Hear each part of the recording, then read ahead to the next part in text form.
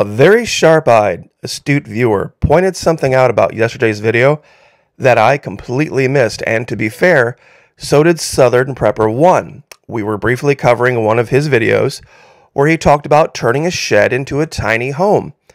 Now, my opinion is that it definitely beats sleeping in your car, tactically camping out in the middle of nowhere, or going to some type of a government FEMA camp. It's definitely above all of those options, but it's below quite a few others.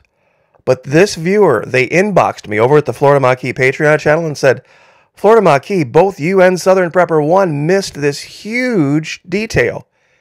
It's a giant security problem that in most of the sheds that we looked at yesterday would be almost impossible to overcome.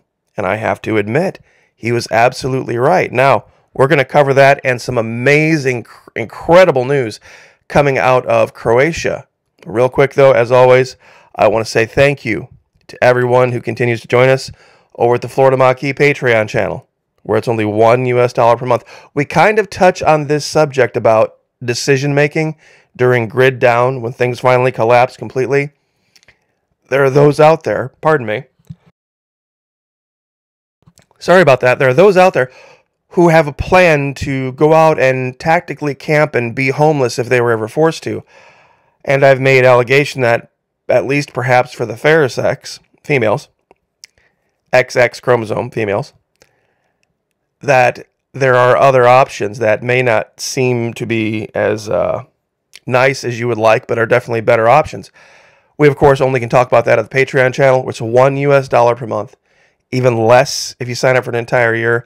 Fully refundable first 90 days, no questions asked, partnering with Vimeo. We can take the gloves off and talk about things that sometimes bother people. And that's why we have the Patreon channel. Now, real quick, what's wrong with this picture? It's real simple. The doors are mounted on exterior hinges.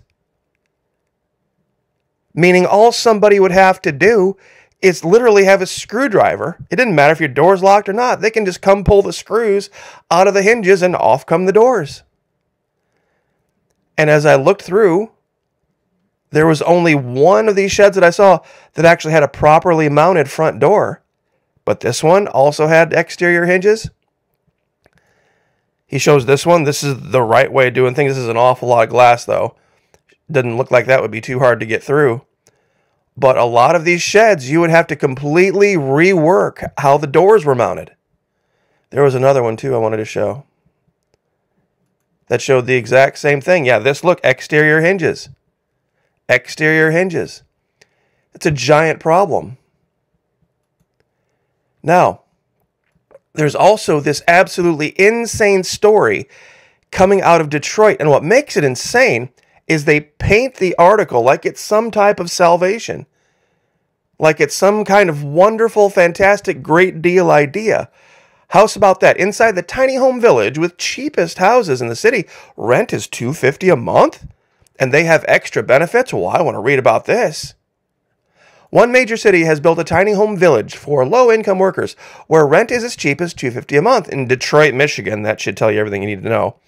A community project is providing residents with a shot at stability and even, and this is a giant caveat here, air quotes, home ownership. Now, this is what they're talking about here. It is the worst of all worlds, meaning you're not as big as a modular home. You're not as well built as a modular home or a trailer. You can't move this like you can a trailer. And you don't have any of the benefits of an actual house. Now, they show these pictures taken from inside with these giant wide-angle lenses to make it seem as if these are much larger than what they are. But here's the real story. Here's the part where you got to pay attention to the numbers. Tiny Homes Detroit is a community project of around 25 purpose-built tiny houses for low-income residents. Each home has a unique look. Most are made out of repurposed materials. Most are made out of trash. And each has been funded by a different individual or organization. Now pay attention to this. John Bon Jovi, Ford, and General Motors have all paid for at least one house each. Okay, so the houses are free to the city.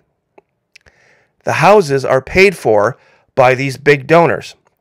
Unlike typical low-income housing, each home has its own style, ranging from Cape Cod, modern, shotgun, blah, blah, blah, blah, blah, blah. Each house has its own backyard and many have porches. Rent is determined by the size of the home. 1 square foot equals $1 a month. That means the houses range in price from $250 a month to $400 a month. Okay, so a 2,000 square foot house would go for $2,000 a month? That doesn't sound like a deal. That sounds like normal asking rate. I mean, think about it. If you have a 1,700 square foot, 3-bedroom, 2-bath house, and you got a mortgage or a 1,700, that's ballpark.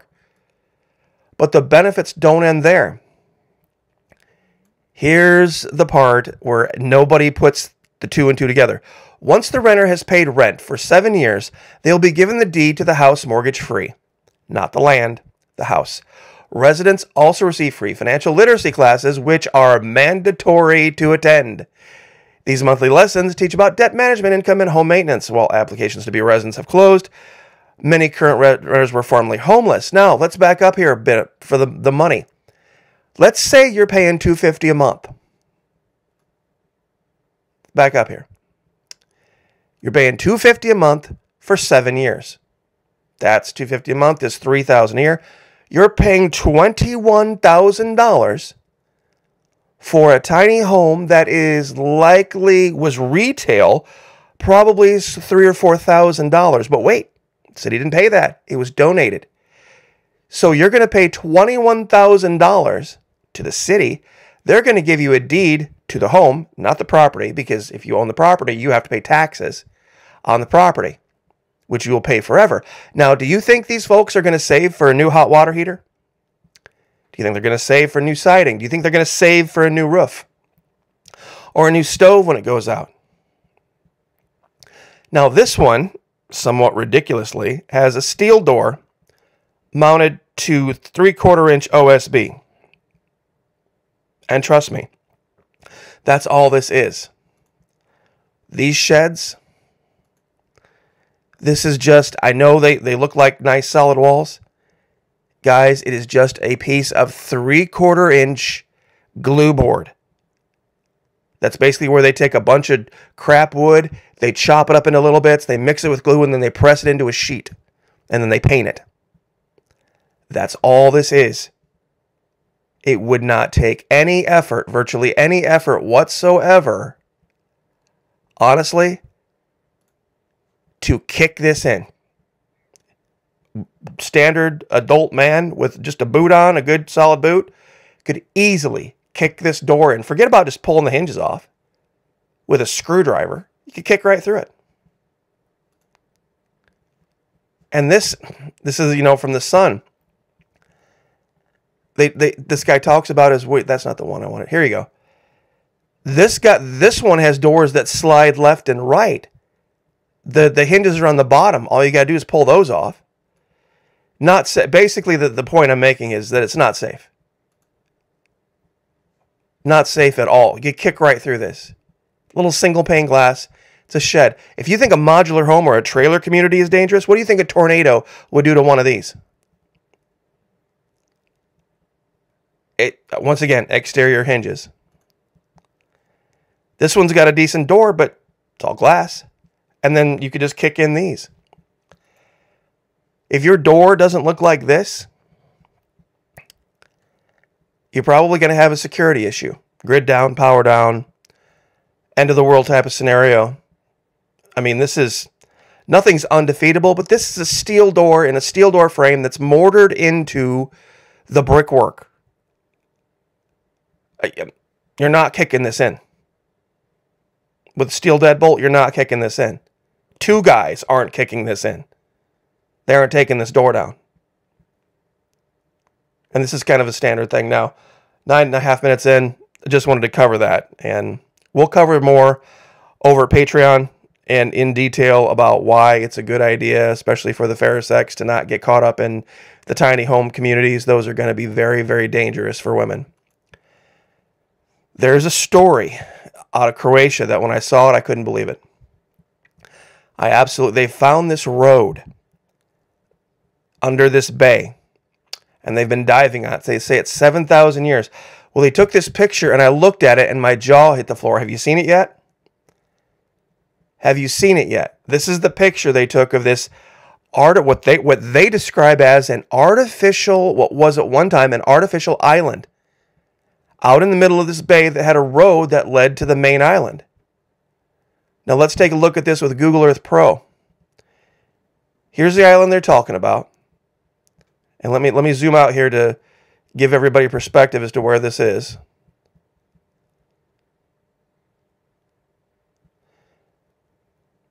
I know we got to come way out here. Okay, here's Italy. Here's Croatia. I know we're looking at this kind of strange angle, but we're going to zoom back in on this. Those of you who are familiar with the Pentagon network investigation, this is a slam dunk. It is absolutely perfect in its shape.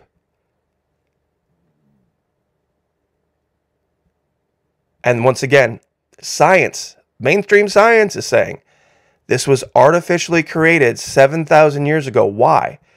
And why in that shape? There's a road apparently that this was attached to that went to this main island. What would this have all been about? Here's the article. It's from, it's under Fox Weather, but it's, well, let's just read. I'm not sure why it's labeling it that. Korčula, Croatia. Archaeologists say they recently discovered a sunken stone-age ruins of a 7,000-year-old road at the bottom of the Mediterranean Sea. According to the University of Zadar, radiocarbon analysis showed the sediments date back 4,900 BC and apparently once linked an ancient artificial landmass to the island of, I don't know if it's Korčula in Croatia. Now they've got pictures here that show the road and everything that they found. I mean, it's pretty clear. It's a, wrong picture. I don't know how you can miss it. Perfectly shaped Pentagon on the seafloor. Just a hop, skip, and a jump from Rome. Now, also, in other news, there was a picture of something that I had found in Antarctica that I said looked like the remains of a giant plesiosaur. And a lot of people took issue with it. Let's see if I have the picture of what we had found. Here it is. This is about as enhanced as I can get it. We'll zoom down there real quick on Google Earth Pro. But apparently now, they have changed their mind again about what this animal looked like. Size of a Jurassic sea giant. Sorry about this. Found due to fossil discovery. They had dug up a fossil and it was sitting in a drawer. And initially they'd said, you know, the estimations of the size were way off. It's not 25 meters long. It's only 7 meters long. Well, now they're saying that based on other information, it could be as big as 14.5 meters long. This giant sea creature that I think a lot of people are familiar with from walking with dinosaurs. Remember the giant thing that swoops out of the ocean and grabs the allosaur and then swims off? Well, this is the picture, and this is what they're representing it looks like now. They've updated things, and I put what we found down there next to the picture. And body shape, the flipper, everything. Let's go down there real quick to Google Earth Pro to show you guys where this is.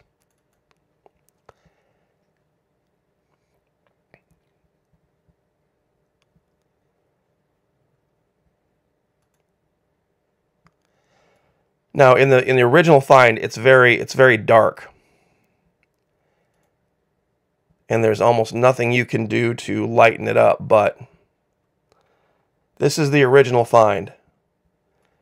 It's just kind of setting in the shade underneath a ridge line. And for some reason, my scroll doesn't want to work today. But as you can see, it's virtually identical to what they're describing now. And it's just laying down here on the ice. You can see the left flipper.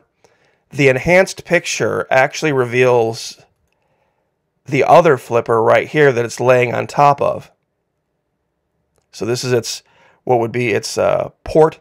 If this is the nose, here's the eye, here's the upper jaw, here's the lower jaw right here. This would be its port flipper, this would be its starboard flipper that it's laying on, and the rest of the tail kind of just tapers off into nothing. And as you can see, that's what they show here. They don't show any kind of a vertical or horizontal tail, stabilizing tail like sharks and orcas have. This is what they're saying it was, and this is what we found. So, I mean, I don't know how much closer you can get, truly, to this. It's pretty amazing. I'll give you the links to the articles about the tiny houses. I'll give you the link to the archaeology about the Pentagon, and then also the locations of where you can find the story about this, and of course Google Earth Pro coordinates. So a lot of stuff to look for in the first pinned comment and in the description box. I'll try to get it all in there. So anyway, just wanted to cover this. But always, above all, thank you. Everyone who joins us here, everyone who stepped up. I know it seems like $1, it doesn't really matter. It does. It absolutely does. In large numbers, at just $1, it makes a huge, huge, huge difference. For many years, the Trump crowd said, where we go one, we go all, thinking, well, no, one person voting doesn't make a difference. Well, it does. And it's the same thing with your money. Look at what's happening with Bud Light. Look at what's happening with Bud Light. Look what happens when everybody says, they get together and say, you know what, we're just not going to buy that beer. A huge corporation is taking a gigantic billions of dollars loss simply on the actions of individuals that are thinking globally but acting locally. So it works. God bless you for all of you who have stepped up the $1 and $5 level. Next 24 hours for sure, there's going to be a new video over there. And I know my opinion on survival isn't what you've heard from a lot of survivalist preppers. And I'm not trying to discount the importance of having a ballistic weapon or preparing with food or having medical kits or any of this other stuff. But this idea of abandoning your home immediately, running out into the middle of nowhere so that you can't be found, long-term tactical camping, especially if it's a financial issue. I know that the idea of finding someone to enter an arrangement with seems a little bit off-putting, but to live in a house that's climate controlled, where you can bathe and brush your teeth at a sink and eat dinner at a table and have a nice soft mattress to sleep on, where it's quiet and cool and all this kind of stuff, long-term makes a giant difference. So anyway, I will leave it there. God bless. Have a great rest of your week. Like, share, subscribe, and we'll see you guys next time.